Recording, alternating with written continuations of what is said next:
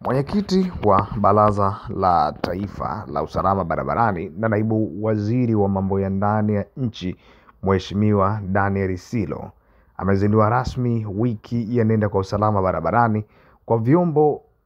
kwa mwaka 2025-2026 pamoja na ukaguzi wa vyombo vya moto na utoaji stika za kielektroniki katika ukumbi wa mikutano wa White Rose Hotel wilayani Babati mkoani Manyara, yenye kauli mbiu ya familia yako inakusubiri, zingatia usalama. Aidha, katika uzinduzi huu, katibu mtendaji wa baraza na kamanda wa kikosi cha usalama barabarani yani SACP William Mkonda ametumia fursa hii kutoa maelezo yafuatayo ya utendaji wa RTOS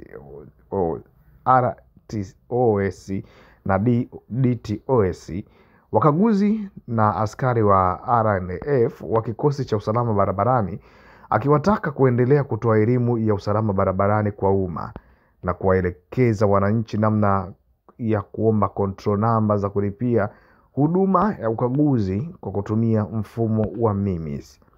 Pia amewataka kufanya operesheni za usiku na mchana za kukamata makosa hatarishi na kuchukua hatua za kisheria kwa watakaobainika kukiuka sheria za usalama barabarani, na kuwahimiza wamiliki wa vyombo vya moto kutimiza takwa la kisheria kwa kupeleka chombo chao ama vyombo vyao kwenye vituo vya ukaguzi.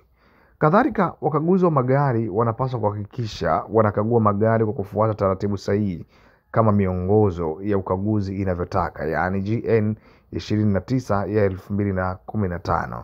na kuhakikisha maombi yote ya ukaguzi yanayotumwa katika akaunti zao yanashughulikiwa na kwamba hatua zitachukuliwa kwa atakayebainika kufanya uzembe kwa visingizio vya muda wa kazi umeisha, na kuwataka waomba huduma kurudi siku nyingine.